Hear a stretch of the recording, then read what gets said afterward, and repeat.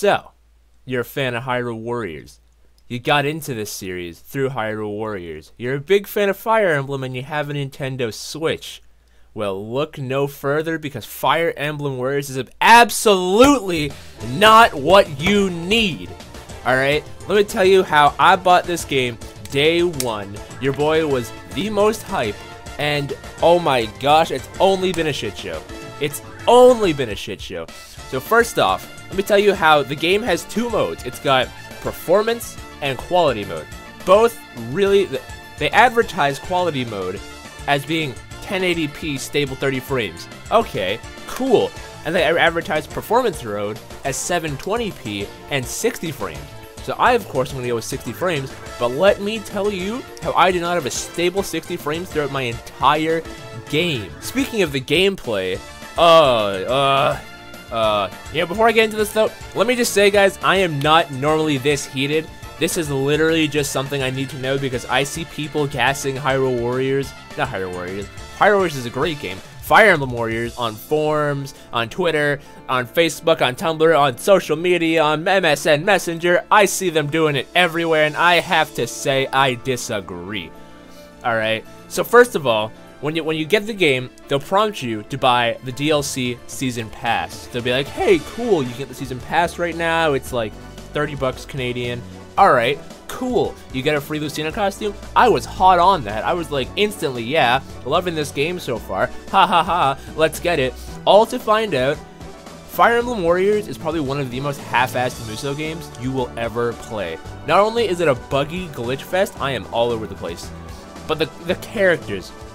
The characters. If you play Hyrule Warriors, you'll know that there is not a single playstyle in that game that mimics any other playstyle in the game.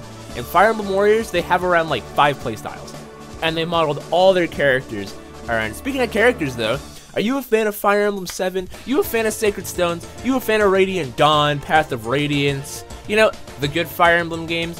Well, look no further, because this game doesn't do any of those games. Instead, this game focuses on 3 of the arguably worst Fire Emblem games. Fire Emblem Shadow Dragon, Awakening, and Fates. I am an Awakening fan, so that's the only plus for me, but I know a lot of people don't like Awakening, so for all intents and purposes of this video, we'll say 3 of the worst Fire Emblem games.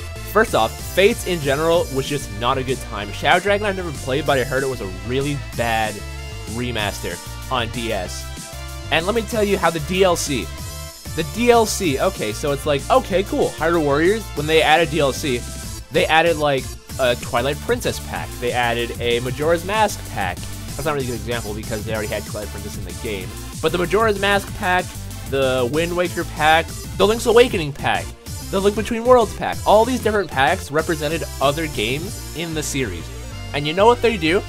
They go and they're like, we got 3 DLC packs for you, and you know what's in them? More Shadow Dragon, Awakening, and Fates characters. Bullshit, Nintendo. Why are you doing that? I'm pretty sure they so-and-so, Fire Emblem Awakening and Fates, they saved Fire Emblem as a whole, what have you. Okay, rah-rah, milk that all you want. But the vast majority of people did not like Fates. It kind of bombed here in the West, to my knowledge. But alright, let's look past that for a minute. Let's just look past it. Okay, so, the first pack, the Fire Emblem Shadow Dragon pack, no, it's the Fates pack, I'm lying, came out in December. They were introduced 3 characters, 2 of which are literally already on the cartridge, and they're gonna charge you for it. Okay, alright, so, they're on the cartridge, but they're DLC now, being Oboro and Niles. Both of these characters already had models on the freaking cartridge. They're already part of the campaign and whatnot. You just couldn't play them because they were behind a paywall. Not to mention, Niles will play like Takumi and Sakura, which literally feels like a waste because if you're putting money out there onto a DLC, you should at least get a unique experience, but you're literally just paying for an overpriced Takumi skin. The only saving grace from that pack was Oboro and Azura, because Azura's playstyle is one of my favorite in the game. It's got a really unique take. Her Muso specials are really well done. They're her dances, and it does a lot of cool stuff. Oboro's just fun to play with overall. Got that lance, she goes super fast, she cuts people up almost like Ganon's Trident in Hyrule Warriors. Lots of fun. Okay, fast forward to about February, when the Fire Emblem Shadow Dragon pack comes out. I know nothing about Fire Emblem Shadow Dragon, but one thing that really set a lot of people off was they added Minerva to the game, and Minerva can't use magic in Fire Emblem Shadow Dragon, regardless of which way you slice the pie. But in Fire Emblem Warriors, since they made her a clone character of Camilla, she can use fire magic. And that's just like, what the frick?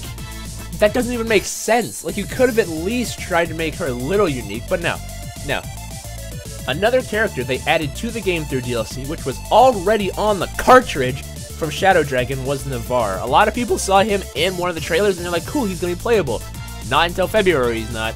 And finally, the Awakening Pack. The Awakening Pack was pretty cool because I thought they had, like, no clone characters, but nope. Every pack has their clone characters. So Wayne was a clone of Ryoma. Tharja was like a half clone, I guess, like a Fox the Falco in Super Smash Bros., if you get what I'm saying, of Robin. And then there was Olivia, who was complete unique playstyle. It's weird, they always had at least one unique playstyle per pack. But in Hyrule Warriors, they gave you all these packs, plus so much more. And they all had unique playstyles. Anyway, enough about that. Let's get on to some of the story content. So the story is basically like, hey, here's your two main characters, they're original, they don't do shit, they don't do anything, they're a prince and princess. What are they doing? Not their damn job, I'll tell you that. Frickin' sky opens up, the sketchiest, most sketchy looking dude is their cousin, best friend, what have you. I can't remember the dude's name. Doritos, whatever you call that asshole. I can't remember his name. Either way, they're like, no, we'll save you. You can smell this guy's BO from 3 miles away. You know this guy's bad news. Either way, long story short, they summon people from other worlds for no reason whatsoever. They're just like, hey, we need help. There's a portal in the sky. Boom. The worlds cross over. Pretty boring. Literally nothing of value here. End of the story was pretty lame. They fight a dragon. It's Fire Emblem. What do you want? I will say both the main characters were pretty boring.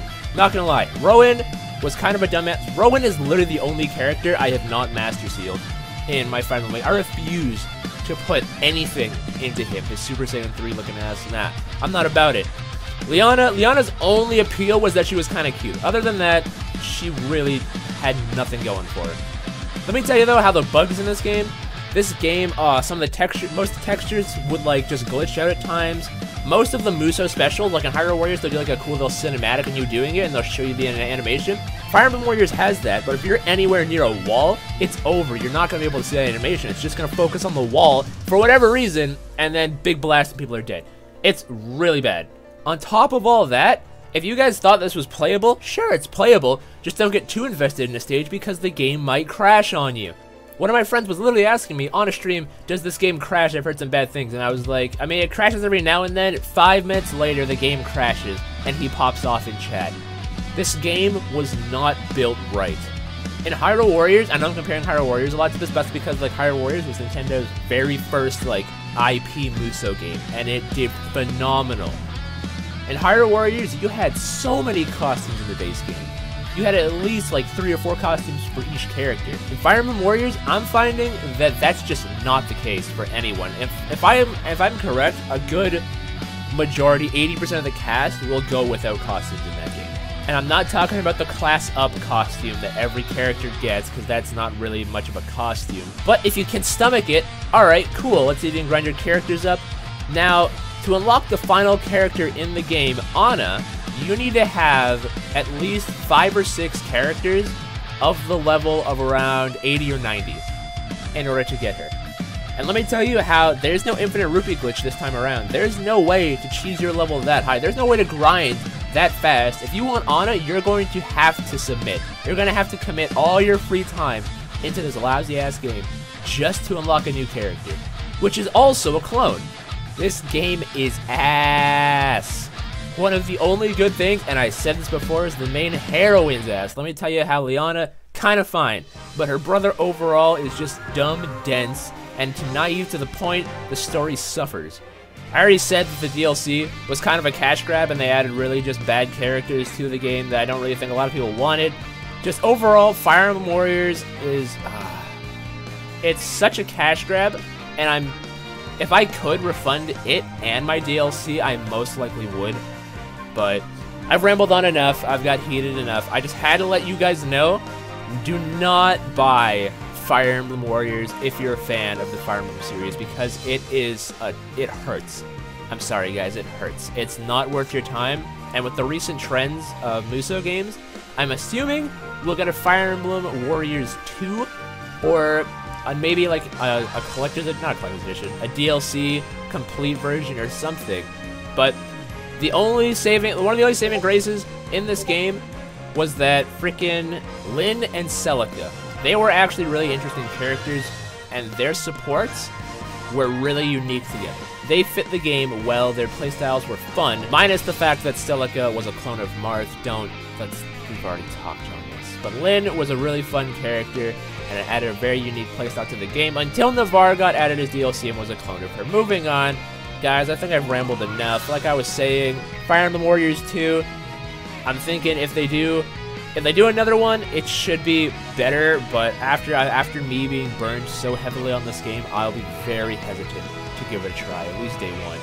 I need to see more before I buy another Fire Emblem Warriors game. But on a side note, Hyrule Warriors Definitive Edition came out last week, and that is probably the best Musou game on the Switch. Because it's not Fire Emblem Warriors, not gonna lie. If you're a fan of Zelda, and the Zelda timeline in general, you know, like, your knowledge of Zelda is vast, definitely pick up that game, because that game is a love letter to the series in Musou form. It does such a great job. Unlike Fire Emblem Warriors here, that game has a good, steady performance, never crashed on me before. It's overall just a genuinely good experience, and if you're a Zelda fan, I would highly recommend you pick that up. Either way, guys, I think I've rambled on enough. Shout out to everyone that came out to the video. If you guys like this, leave a like. Let me know in the comment section if you played Fire Emblem Warriors, whether you like it or not, if you think my opinion is biased for whatever reason. If you just don't agree with me in general, let me know. Hit that subscribe button, guys. We'll be making more scripted content here shortly. So, I'm gonna get out of here now, guys. This has been WestTownHD, and I will see you guys in the next video. Deuces! Call it pork, Bubba's Park. Yeah. Booty, booty, rockin' everywhere. Booty, booty, booty, booty, rockin' everywhere. Booty, booty, booty, booty, rockin' everywhere. Rockin' everywhere. Rockin' everywhere. Rockin' everywhere. Rockin' everywhere. Rockin' everywhere. I found you. This new boy. Get it together and bring it back to me.